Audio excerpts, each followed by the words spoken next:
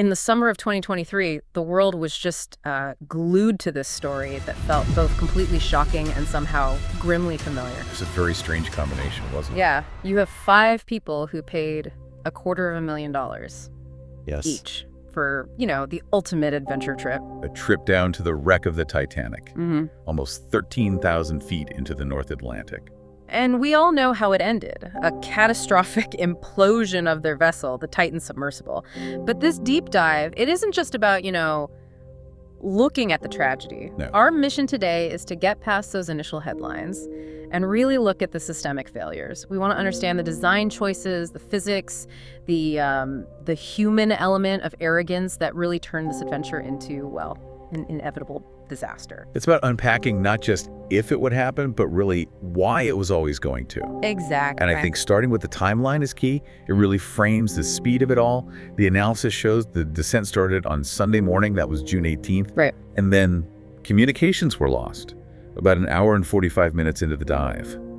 So they weren't even close to the wreck site yet. Not even close. And that loss of contact, it immediately kicked off this huge multinational search effort. I remember that part so vividly. For 4 days, everyone was just holding their breath, right? Yeah. Listening for any kind of signal. Clinging to that hope of hearing acoustic pings from the deep. Yeah. But the grim reality, which was later confirmed when they found the debris on the seafloor, was that the implosion was basically instant. Milliseconds.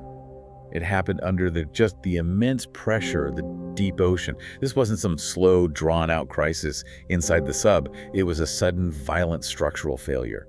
There was no time to react. Let's pivot to the machine itself then, because the technical choices made with the Titan, they were immediate red flags for pretty much every expert in the field. Oh, absolutely. This is where you see why this vessel was considered such an outlier. And there were 2 things in particular that kept coming up in all the reports we looked at.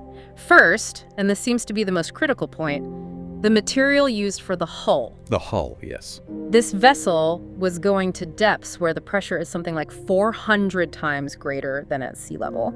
And it was made of, a novel carbon fiber hull. Carbon fiber is a great material. It's better than titanium. It's better than a lot of other materials. And, it's the material science here that really sealed its fate. Yeah.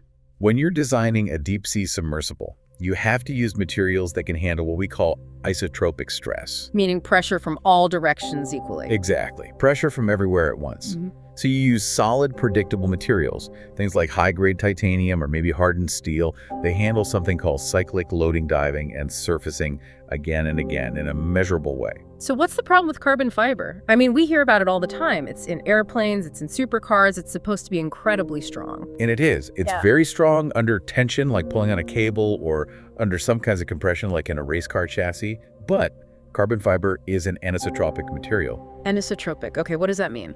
It means its strength depends on the direction of the fibers. And crucially, it is just not the right material for deep-sea cyclic pressure. Every single time the Titan went down, that carbon fiber hull was compressed. Then it would relax on the way back up. Okay, I see. So it's like bending a paperclip back and forth. That's a great analogy. It leads to something engineers call fatigue and delamination. Just think of the hull, not as one solid piece, but as thousands of layers of fabric glued together with resin. Right. Those repeated compression cycles create tiny, invisible cracks between the layers. That's delamination. And once that process starts, the whole structural integrity is fatally compromised. It just becomes a ticking clock that eventually runs out of cycles. So if the very core of the structure had this known vulnerability, the second detail that everyone latched onto it adds to this whole story of improvisation. The video game control. There are reports that the entire vessel was piloted using a modified video game controller. You run the whole thing with this game controller. Come on! And look, that detail, it generated the most sensational headlines, right? But it actually, it kind of underscores the whole DIY experimental mindset. You're saying it's not as big a deal as it sounds? Well, it's not unheard of to use off-the-shelf components. The input device itself is just a joystick. The real problem isn't the controller, it's what that controller represents. Which is? A willingness to cut corners. A mindset that operates totally outside of established maritime engineering norms at pretty much every level of the design. That brings us to a really crucial point then about oversight.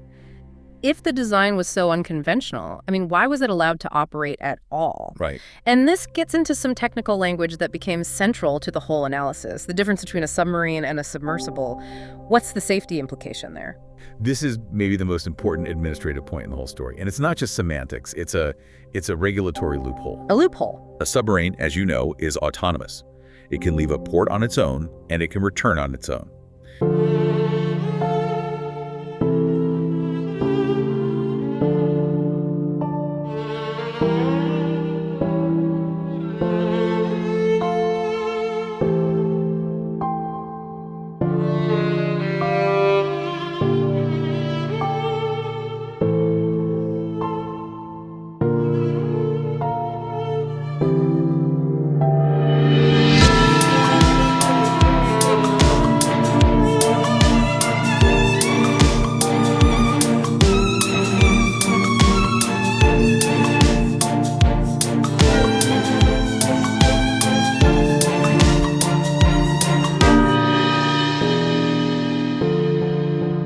Process. And why would they do that? They claimed that the industry's established safety bodies, who would have almost certainly rejected the carbon fiber hull design for that depth, were too slow, that they stifled innovation. So compliance was just an obstacle to them. An obstacle, not a necessity. So instead of having independent experts certify the hull, which is just standard procedure, Stockton Rush and OceanGate essentially self-certified the vessel. Wow. This goes back to an analogy we found in the sources. It's like building a complex machine with a critical, known structural flaw, and then the builder just explicitly ignores it. The lack of that third-party oversight let that flaw sail right past any and all safeguards. And that takes us from the machine directly to the human element, because the technical failures, they're really only half the story, aren't they? Not even half, maybe. The other half is the relentless, critical judgment placed on the man in charge. The OceanGate CEO, Stockton Rush, who was, of course, one of the 5 people who died on the Titan. Yes. The technical issues are one thing, but the sources we reviewed are just exceptionally clear in their criticism of his role. They paint him as a leader who valued risk over life. The claims about Rush's conduct are pretty damning. They connect his entire philosophy directly to the implosion. He was famously quoted saying that safety is pure waste. He actually said that, pure waste. He said, and I'm quoting here, It's pure waste. I mean, if you just want to be safe, don't get out of bed, don't get in your car, don't do anything. At some point, safety just is a pure waste. He saw breaking rules as being the same thing as innovation. I think I've broken them with logic and good engineering behind me, the carbon fiber and titanium. This wasn't just, some maverick enthusiasm. This was a core ideological belief. And there's evidence that he put this belief into practice. Oh, clear evidence. You just have to look at the warnings he dismissed. Back in 2018, David Lockridge, who was OceanGate's own director of marine operations, raised severe concerns about the hull. Their own safety director. Yes. He was worried about the hull's integrity and the company's refusal to pay for proper classification testing. He was then fired and sued by OceanGate, but he warned them. He explicitly warned that without proper classification, the Titan could put passengers in extreme danger. So this wasn't just some rival company or an academic criticizing them from the outside. This was an internal voice. The guy whose job it was to ensure safety, telling the CEO the design was flawed and they weren't testing it correctly. Exactly. And that wasn't even the only warning. The Marine Technology Society, which is, a group of top deep-sea engineers and oceanographers, they wrote a formal letter to Rush. A formal letter. Expressing their unanimous concern over the Titan's experimental approach and its total lack of regulation. Rush just dismissed it all of it. So the tragedy of the Titan becomes less about, the ocean being this dangerous, mysterious place. And much more about a leader who actively created the conditions for failure.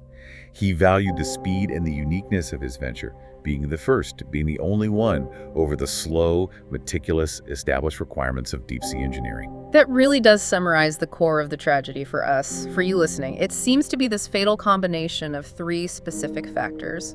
First, you have the high-risk experimental tech, the carbon fiber hull, which was known to be a bad choice for these depths and pressures.